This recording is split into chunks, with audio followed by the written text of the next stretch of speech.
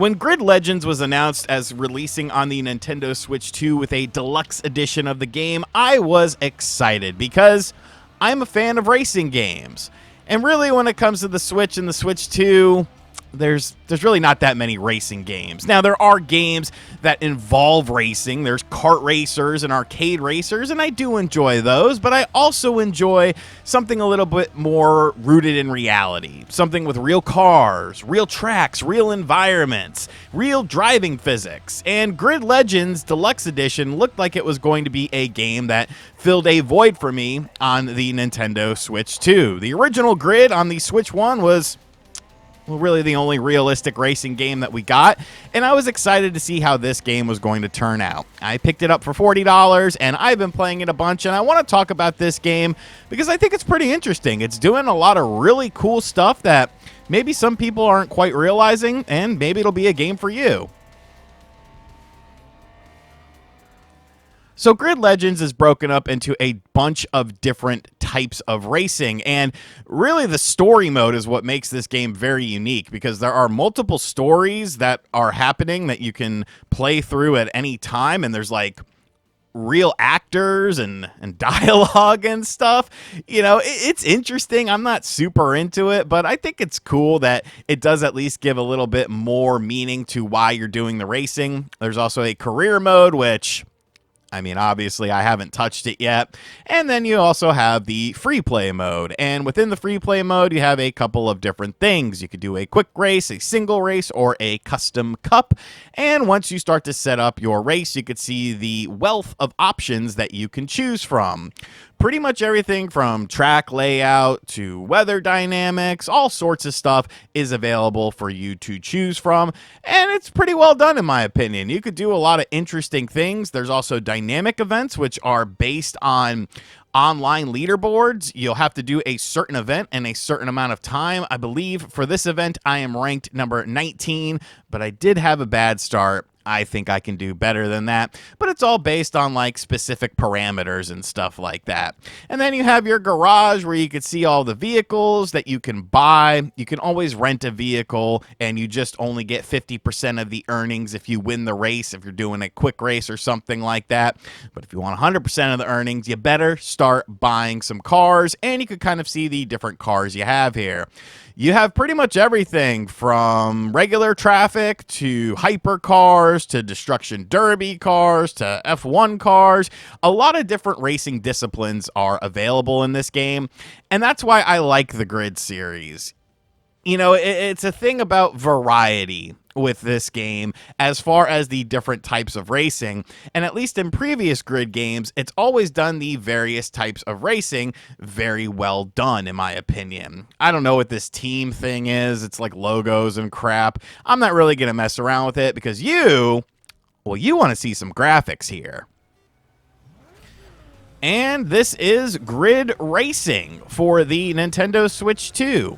Now, there are different things that are going on with this because there's a bunch of different race types beyond, well, just what we talked about at the start of the video. It's not just, you know, finish in first place or something like that. There's different types of events that you will take place in that have different sorts of parameters. This is actually an elimination race, meaning that if you're in the back of the pack, then you will be eliminated from doing this race. And in order to win the race, you have to finish in first with everyone else being eliminated. Kind of messes around with the stakes and changes up the sort of mentality that you have. You don't want to be too far behind. You probably want to stay in the middle and then make your move, and so on and so forth. Now, Grid is definitely more of a realistic racing game, but you can do different settings within it to change different parameters of it. So, obviously, you could change different cameras and have different camera angles, or you can do things like modify the AI, modify how car damage works. Does it just impact you visually, or does it actually mess with your car? So on and so forth. So lots of customization to find out which is best for you when you are playing this game. Now, one thing I will say is, obviously the graphics are going to be a big talking point here, and I'm actually pretty impressed with them overall. I think all the cars look very nice. The tracks look very detailed and stuff like that. You have different sorts of paint flying off of different cars, lots of different weather settings. And what I kind of like about the weather settings is that it definitely impacts the actual racing that you have going on. When it's rainy out or it's nighttime out, it's obviously harder to see than if you're doing it in daytime. You'll see things like lights kind of reflecting off of things. You'll see different sorts of cockpit stuff, like the lights flashing into the cockpit, which I like that. I think it's pretty cool. There's some tracks that you'll race on where there'll be like people taking pictures and you'll see the flash from inside the cockpit. Kind of throws you for a loop a little bit, but I guess when you're a famous racer, it's definitely something that's going to happen. Like I said, there's different sorts of settings. You could do day, afternoon, dusk, and night, which I think is nice. And all the tracks have these sorts of things that you can do. And, it does play a role. Like, you see the glare here from the sun. It's obviously not exactly easy to see. Now, Grid, like I said, has a bunch of different cars and a bunch of different racing disciplines. Like, you'll be driving everything from, like, trucks and destruction derby cars to super hyper cars, and really all of them, I think, are very well done. Whether you're talking about them feeling differently or sounding differently, I think they really nailed the gameplay aspect of this game, because you definitely feel a major difference. Like, driving a Civic or driving a huge wing modified GTR through the streets of Shanghai, as you're seeing here, kind of dipping my toes in a little bit of Tokyo Racer hype with this sort of environment here. There's a big change. And yes, I know Shanghai, whatever. Like, look, it's just the vibe, the lights, the sounds, the audio visual stimulation of it. But I definitely like the way that the vehicles feel. Now, one thing you're going to be asking yourself is, well, how does this control, because it's a racing game on the Switch 2, and the Switch 2 does not have analog triggers? Now, there's two different ways you can do it.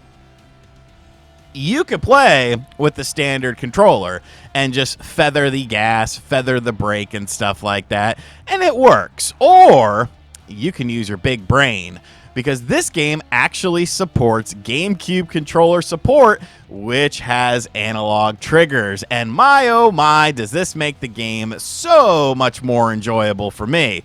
You're no longer having to feather stuff. You could just kind of go all out. You can adjust on the fly with stuff like that. You can adjust the mapping for the controllers, of course, HDR and the HD Rumble, I should say, and stuff like that is present in it as well. It's a very customizable experience, and I think the controls definitely feel better with the GameCube controller because of that analog control. Now, will Nintendo ever give us a normal controller with analog control?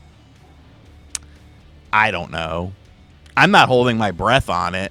But yes, you can use your GameCube controller in this. Oh, look at that. Some nice damage right there with the tires falling down. Now, as far as graphics are concerned, I have been showing you one mode of graphics this entire time, and that is performance mode. Performance mode is when you're playing in docked mode, and it runs at 60 frames per second. When you play in handheld mode, you actually have more options. You have a graphics mode, you have a performance mode, you have a balance mode, and you have a power saving. Balance seems to be 40 frames per second. Graphics does a lot more with the graphics, I guess, in terms of effects and stuff like that. That makes it 30 frames per second, and performance is 60 frames per second.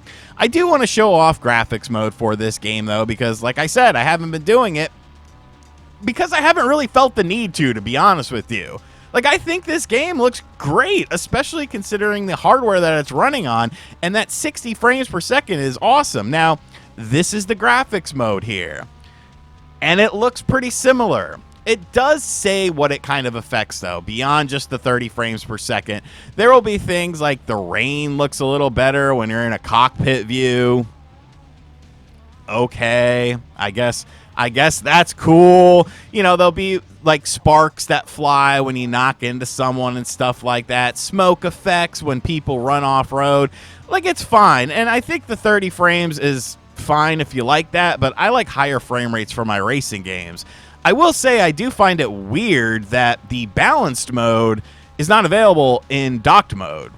because the balance mode honestly feels really good. Like it's only 40 frames per second, but it feels way better than the 30 frames per second mode does. And I think it's closer to 60 frames than it is to 30 frames, at least in terms of how it feels for me. I put up a side-by-side here of the performance and graphics modes together so you could kind of see what the major differences are. You know, I mean, there are some, but for me, I would rather take a little bit of a hit in graphics and get better performance. But, you know, the choice is yours.